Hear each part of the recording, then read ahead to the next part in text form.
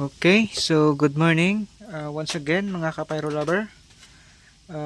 Today gagawa tayo ng lifter, Quitis lifter. Okay, so magkakarga tayo ng clay dito. Ayun. So ito makakarga natin, parang ganito siya.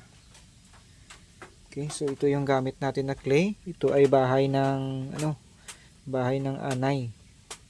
No, so kinuha natin, giniba natin at ginawang clay sa lifter natin. Kasi last year kinain ng anay yung stash natin.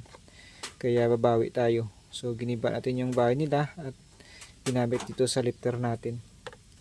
Right, so umpisahan na natin.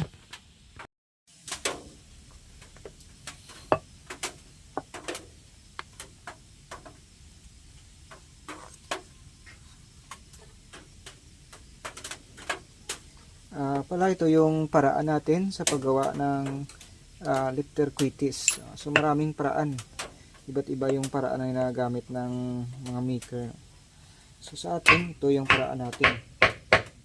Tapos ito yung tanda natin, hanggang dyan lang yung clay. So depende talaga sa maker. Sa atin, ito yung gamit natin na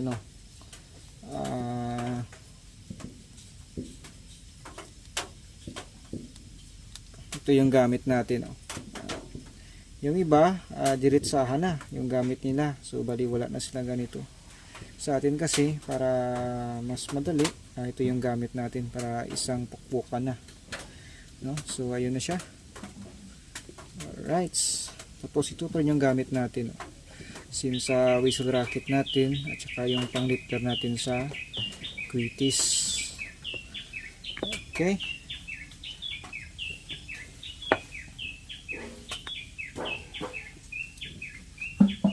parang may putukan yata, parang may gira dun sa kabila.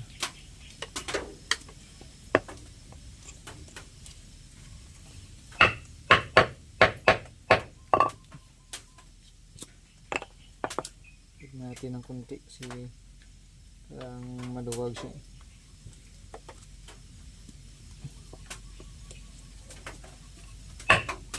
Ayun.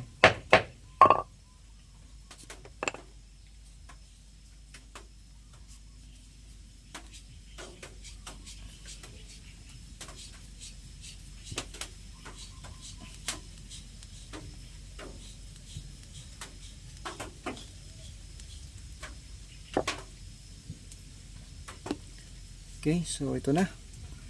Tapos na. Tapos, ito yung natapos na natin. So, bali mga 50 packs po lahat yan. Kasi may nag-order sa atin. Quiton. 50 packs.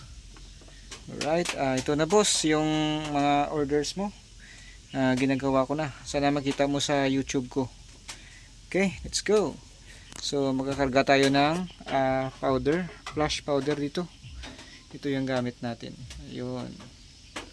So magkakarga naman tayo for next step natin. Alright. Okay, for next step natin, magkakarga tayo ng flash powder. So sa aking paraan, ito naman yung paraan natin mga boss.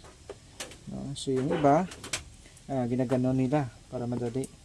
Sa akin naman, ganito yung paraan ko. So iba't iba yung paraan natin sa paggawa, no?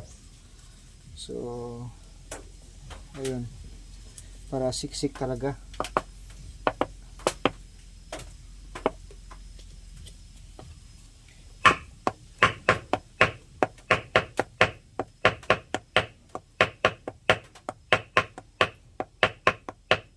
Okay, tugin lang ang mga igi para maganda yung sibat niya.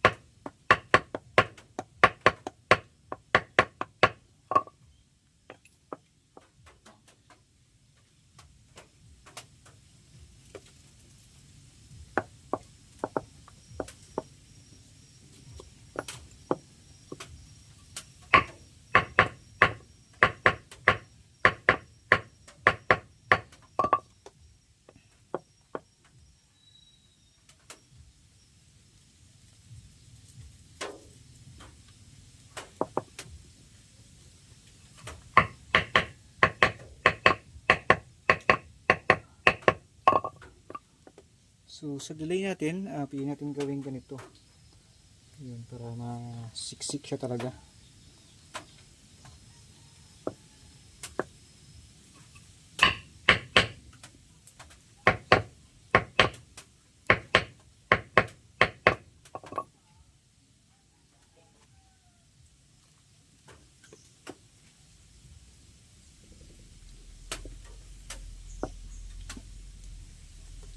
Parang nagtutukan dun sa kabila.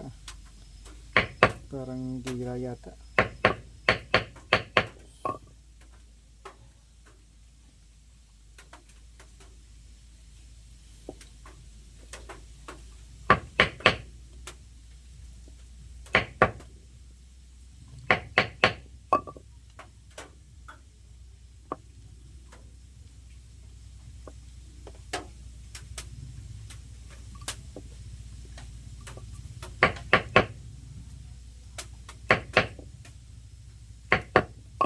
Ayan. So tapos na. Yeah.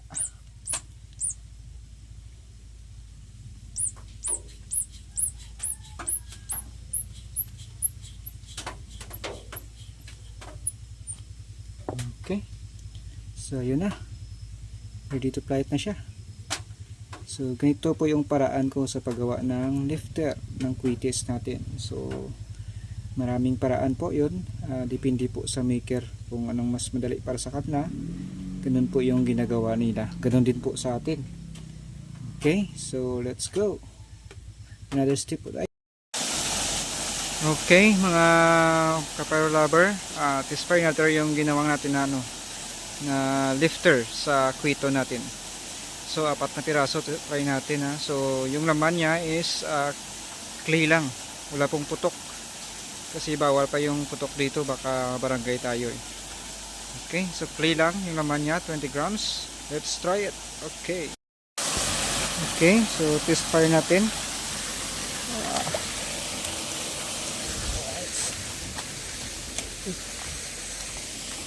Ito tayo para makuha natin yung magandang anggulo.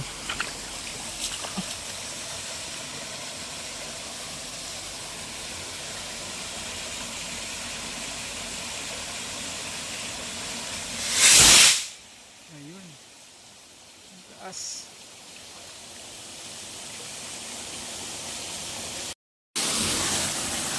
Ito mga boss, 3 piraso. Right.